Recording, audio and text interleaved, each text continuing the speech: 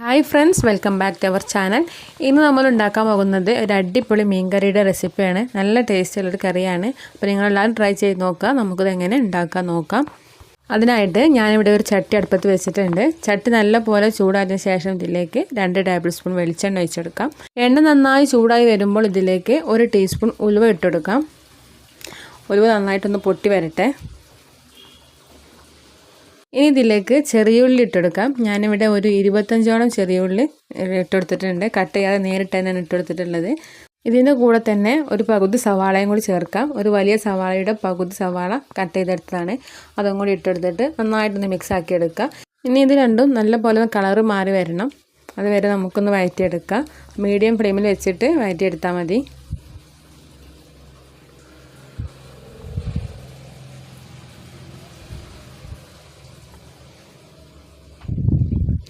അപ്പോൾ ചെറുതായിട്ടൊന്ന് കളർ മാറി വന്നിട്ടുണ്ട്. ഇനി നമുക്കിതിലേക്ക് തക്കാളി ചേർത്ത് കൊടുക്കണം. ഒരു മീഡിയം സൈസിലെ 2 തക്കാളി കട്ട് ചെയ്തെടുത്തതാണ്. അതിലേക്ക് ഇട്ട് കൊടുക്കാം. നന്നായിട്ട് മിക്സ് ചെയ്തെടുക്കാം. ഈ തക്കാളി ഇതിൽ കിടന്നിട്ട് ചെറുതായിട്ടൊന്ന് വഴന്ന് കിട്ടണം.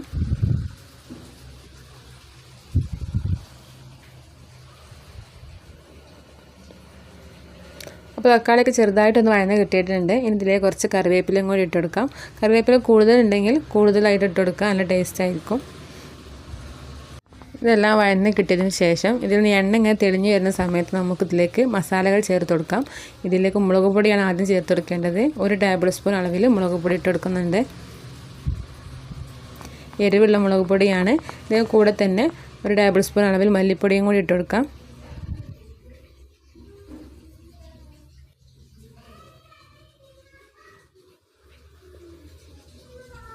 1/2 ടീസ്പൂൺ മഞ്ഞൾപ്പൊടി.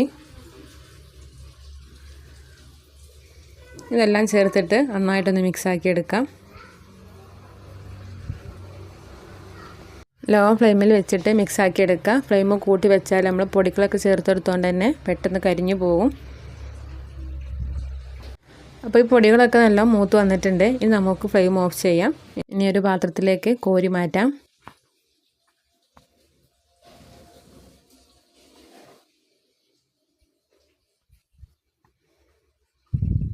മുഴുവനായിട്ടും കോരി എടുത്തിട്ടുണ്ട്. ഇനി ഇത് ചെറുതായിട്ട് ചൂടാറിയതിന് ശേഷം നമുക്കൊന്ന് അരച്ചെടുക്കണം. ഇനി ഈ ചട്ടി തന്നെ നല്ല കഴുകിയെടുത്തതിന് ശേഷം അടുപ്പത്ത് വെച്ചിട്ടുണ്ട്. അതിലേക്ക് 2 ടീസ്പൂൺ വെളിച്ചെണ്ണ ഒഴിച്ച് കൊടുക്കാം. എണ്ണ ചൂടായി വന്നാൽ ഇതിലേക്ക് വെളുത്തുള്ളിയും ഇഞ്ചിയും ചേർത്ത് കൊടുക്കണം. ഞാനിവിടെ ഒരു 8 അല്ലി വെളുത്തുള്ളിയും ചെറിയൊരു കഷ്ണം ഇഞ്ചിയും കൂടി ചതച്ചെടുത്തതാണ്. അതിലേക്ക് ഇട്ടെടുത്തിട്ട് ഒന്ന് വഴറ്റിയെടുക്കുക. ഇതിൻ്റെ കൂടെ തന്നെ എരിവിന് ആവശ്യമായിട്ടുള്ള 2 പച്ചമുളകും കൂടി ഇട്ടെടുത്തിട്ടുണ്ട്. കുറച്ച് കറിവേപ്പിലയും കൂടി ചേർക്കാം.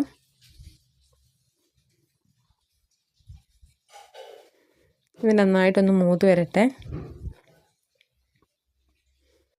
അപ്പോഴേക്കും നമ്മൾ മാറ്റി വെച്ചിട്ടുള്ള ഉള്ളിയും തക്കാളിയൊക്കെ നല്ലോണം ചൂടാറി കിട്ടിയിട്ടുണ്ട്. ഇതൊന്ന് അരച്ചെടുക്കാം. അപ്പോൾ അത് നന്നായിട്ട് തന്നെ അരച്ചെടുത്തിട്ടുണ്ട്. ഈ ചട്ടിയിലേക്ക് ഒഴിച്ചെടുക്കാം. ഇനി മിക്സിയുടെ ജാറിലേക്ക് കുറച്ച് വെള്ളം ഒഴിച്ചിട്ടൊന്ന് ചുഴറ്റിയിട്ട് ഇതിലേക്ക് ഒഴിച്ചെടുക്കാം.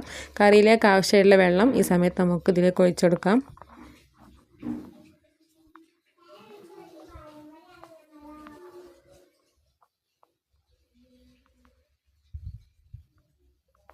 കുറേ വെള്ളം ചേർക്കരുത്. കുറച്ച് കട്ടിയിലായിട്ടാണ് നമുക്കിത് കറി കിട്ടേണ്ടത്. ഇതിലേക്ക് ആവശ്യമായിട്ടുള്ള ഉപ്പും കൂടി ഈ സമയത്ത് ഇട്ടെടുക്കാം.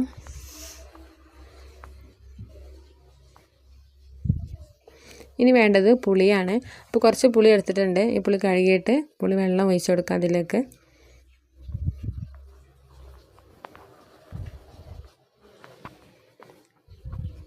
അത് നന്നായിട്ട് തിളച്ച് വരുന്നുണ്ട്. നമുക്ക് പുളി വെള്ളം ഒഴിച്ചു കൊടുക്കാം. നന്നായിട്ട് മിക്സ് ചെയ്തെടുക്കുക.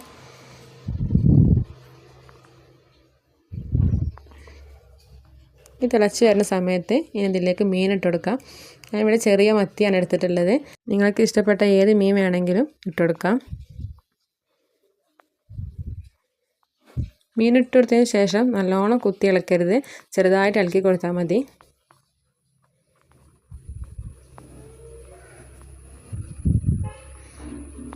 ഇതൊന്ന് തിളച്ച് വരട്ടെ. കുറച്ച് ഉപ്പ് കുറവുണ്ടായിരുന്നു. അപ്പോൾ കുറച്ച് ഉപ്പും കൂടി ചേർത്ത് കൊടുത്തിട്ടുണ്ട്. ഇതൊന്ന് അടച്ച് വെച്ചിട്ട് വേവിച്ചെടുക്കാം. ഒരു 2 മിനിറ്റ് കഴിഞ്ഞതിന് ശേഷം നമുക്ക് തുറന്ന് നോക്കാം.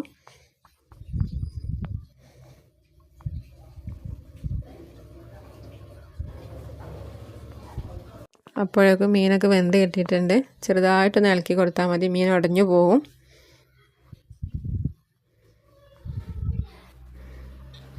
കുറച്ച് കറിവേപ്പിലയും കൂടി ഇട്ടെടുത്താൽ നമ്മുടെ അടിപൊളി മീൻ കറി ഇവിടെ റെഡി ആയിട്ടുണ്ട്. നല്ല ടേസ്റ്റുള്ള മീൻ കറിയാണ്. നിങ്ങളെല്ലാവരും ട്രൈ ചെയ്ത് നോക്കുക. വീഡിയോ ഇഷ്ടപ്പെട്ടാൽ ലൈക്ക് ചെയ്യുക, ഷെയർ ചെയ്യുക, സബ്സ്ക്രൈബ് ചെയ്യുക. അടുത്ത വീഡിയോയുമായി വീണ്ടും കാണാം. താങ്ക്